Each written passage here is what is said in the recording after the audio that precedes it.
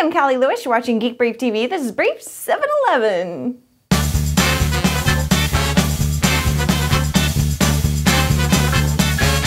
The Wii is never quite as interesting or cool as when we see a Wiimote being used for something other than just playing games.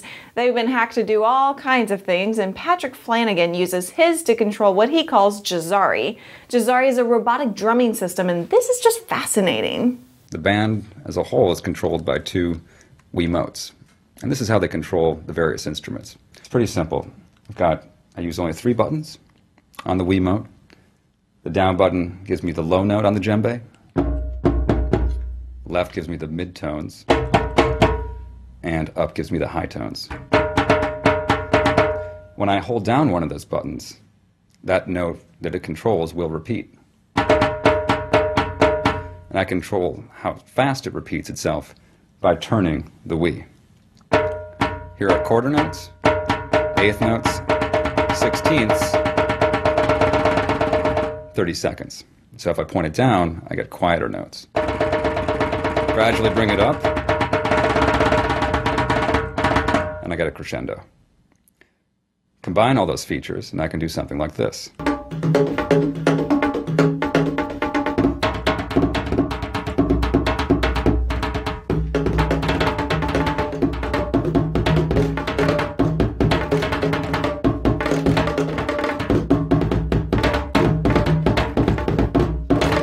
If you want to see or learn more, Patrick explains everything in depth at JazariMusic.com. The Sigma DPS-2 is a compact digital camera with a 14-megapixel Foveon X3 direct image CMOS sensor. The large sensor has ISO sensitivity up to 3200 when shooting in RAW. The shutter speed ranges from 1/2000th of a second to 15 seconds. Aperture ranges from f2.8 to f11 on a 24.2mm lens. It has an optional viewfinder and a 2.5-inch TFT LCD display. It shoots to SD, SDHC, and multimedia cards. It shoots video, but only low-res 320 by 240 video, so it's primarily a camera for shooting stills. In contrast, Samsung's releasing a couple cameras that look like point-and-shoots, but Samsung calls them HD pocket camcorders. The HMX U15 and the HMX U20 both shoot 1080p H.264 video. They also both have 1 by 2.3-inch CMOS sensors. The difference between the two cameras is that the HMX U20 shoots 10 megapixel stills and the HMX U15 shoots 14 megapixel stills. Also from Samsung and similar to the Sigma DP2S is the TL500.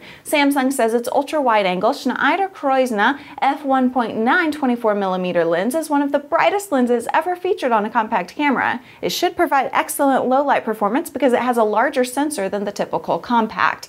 The sensor is a 1 by 1.17-inch CCD that provides a maximum ISO of 3200. The TL500 has a 3-inch swiveling AMOLED display that can be adjusted so a shooter can easily shoot overhead or low to the ground and still see what they're shooting. The new camera with the most impressive list of features from Samsung is the TL350. It also has a 24mm ultra-wide Schneider-Kreuzer lens with a 5x optical zoom. The CMOS sensor on this one is fast. It captures up to 10 pictures per second at 10 megapixels per photo. It also shoots 1080p video or 138 by 78 video at 1000 frames per second. I guess in the future all our cars will have associated phone apps. The smart car has one that seems impressive. It's a complete system that consists of a cradle, an iPhone app, and an optional navigation upgrade. The cradle enables hands-free phone calls, and large graphics on the app's interface gives drivers quick access to media, phone, maps, and GPS functionality.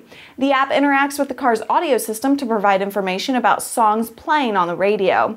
It doesn't seem to provide the really cool stuff though, like the ability to unlock the car from the phone.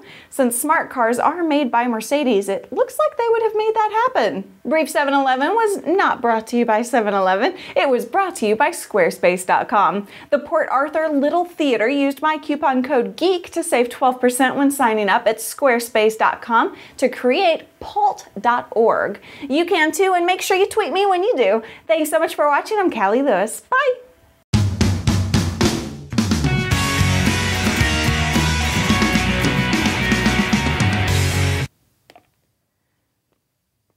Oh, well, it didn't really show off right, did it? Okay.